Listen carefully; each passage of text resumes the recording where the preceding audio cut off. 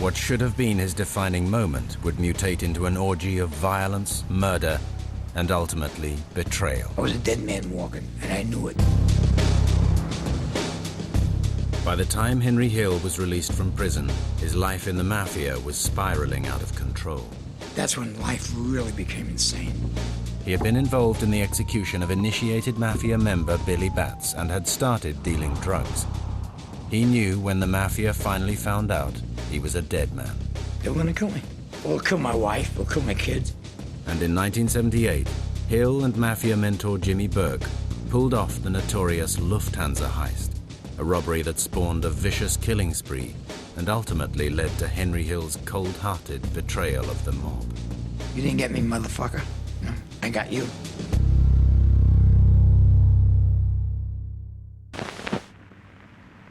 On Sunday, the 11th of December, 1978, Jimmy Burke's crew, acting on a tip-off from Henry Hill, pulled off the largest cash robbery ever committed on American soil. 5 heavily armed and masked men today fled with an estimated $3 million in cash and $300,000 in jewelry from the Lufthansa Airlines cargo hangar at New York's Kennedy Airport.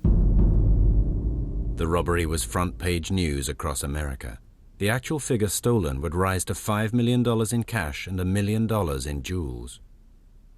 The news of the robbery was not only on the radio, but it was television. Of course, the tabloids splashed it across the front page, and it was huge news. Everybody in the fucking city knew it was us.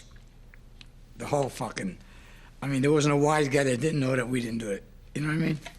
And the fucking feds knew it too. Within a day or two, law enforcement knew for sure, based on what their informants were telling them, that it was Jimmy Burke's crew that had carried out the robbery. The FBI's first breakthrough was the discovery of the van used in the robbery, driven by Stax Edwards. He was supposed to get rid of the fucking van, and they found his fucking fingerprints on it.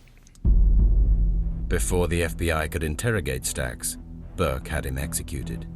The killing spree had begun. It was very hard to develop evidence in the Lufthansa case because people who were involved started turning up dead. The FBI put the entire Vario crew under surveillance.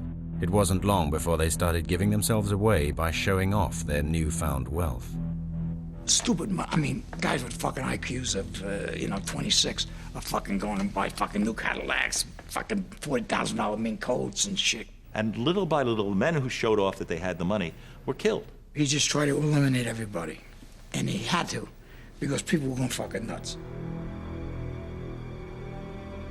Fucking 3-month period, 12 fucking guys. And one wife, they found torso of out in the fucking, rolled up on the fucking beach in Rockaway. One of them wound up getting killed and hung up in an ice truck, and he was frozen stiff.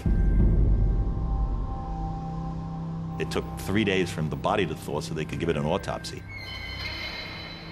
I can remember one in particular who we brought into the strike force, told him that the FBI had informant information that he was going to be killed, and he listened politely and looked at both of us and said, "Can I go?"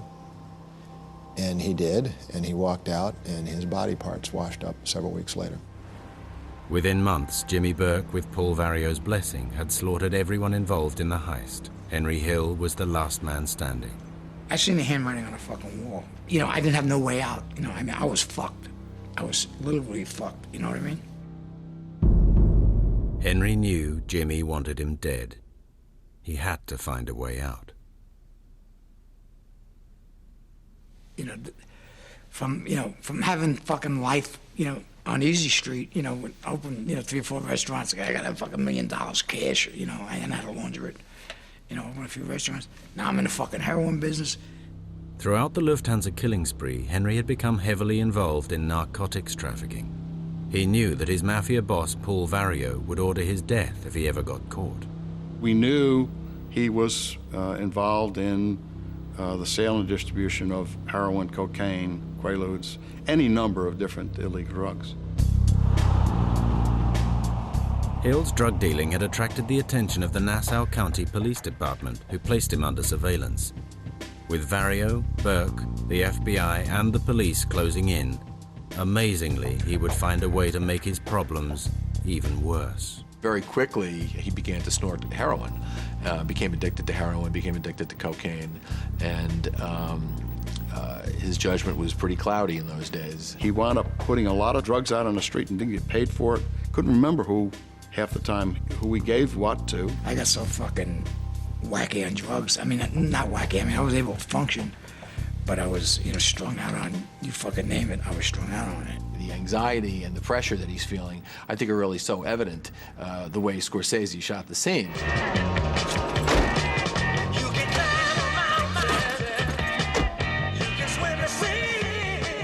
I was gonna be busy all day. I had to drop off some guns at Jimmy's to match some silencers he had gotten. I had to pick up my brother at the hospital and drive him back to the house for dinner that night, and then I had to pick up some new Pittsburgh stuff for Lois to fly down to some customers I had near Atlanta. They got more and more out of control. And there's no way it's going to slamming up against the wall. Everything's going to crash. Oh, fuck. I mean, it was totally fucking insane. Totally fucking insane. He had eluded us in so many different directions, and I was ready for it to be over. Finally, after 41 days of surveillance, Nassau County Police Department swooped and arrested Henry Hill. The little fucking lights went on, and fucking, the blue lights and the red lights, and fuck, oh, God, He got caught. He got caught. The guy who thought he would never get caught, they'll get you.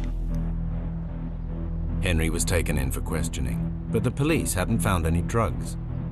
The stroke of luck they were looking for came in the shape of Henry's girlfriend and drug partner's relaxed approach to domestic hygiene. They went in the fucking house and fucking vacuum cleaned the fucking walls, all this fucking heroin and coke. They said you could have stayed hard for a fucking year just so the shit was on the wallpaper, And I said, gotcha. With overwhelming evidence against him, Henry Hill was facing 25 years to life in prison. And he was a marked man. His drug dealing meant Vario wanted him dead. And former friend Jimmy Burke knew that as the last man alive with inside knowledge of the Lufthansa heist, Henry could lead the feds to his door.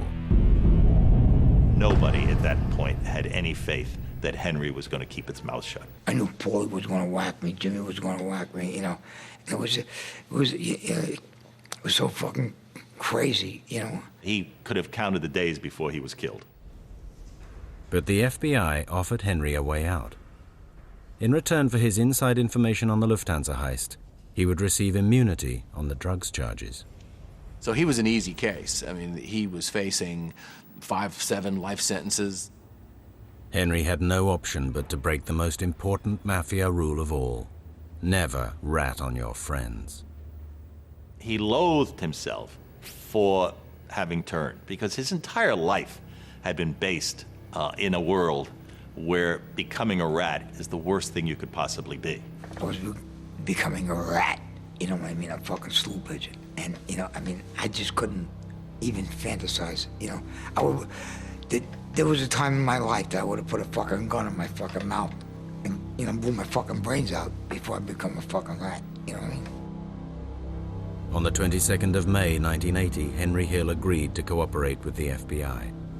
This is where the movie Goodfellas ends, but where a 25-year mafia manhunt and Henry's descent into self-destruction began.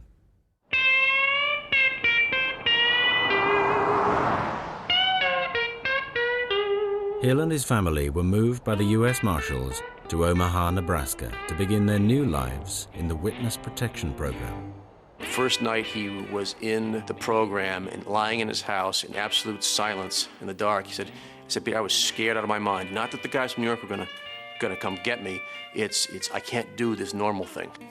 It was a culture shock. I mean, seriously, it was. They chew tobacco and they spit, you know what I mean? And they talk fucking funny, you know what I mean? They do. I mean, it's like a different country. Henry had to assume a new identity that would enable him to travel back to New York to begin his debriefing. He chose Martin Lewis, insurance adjuster. I'd be gone all the time. I'm investigating an arson in fucking Boston and, this and that, And they fucking believe me,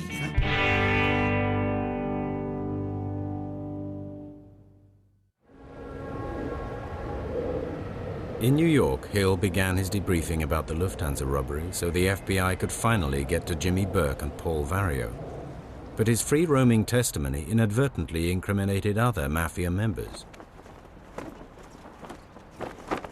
You know, I just told the fucking truth, and every time I told the truth, it opened another fucking can of worms, and, you know, and it started another investigation and another fucking case, and I had no idea that this was going on. We were able to make some significant cases and develop all sorts of other evidence that led to other investigations and prosecutions.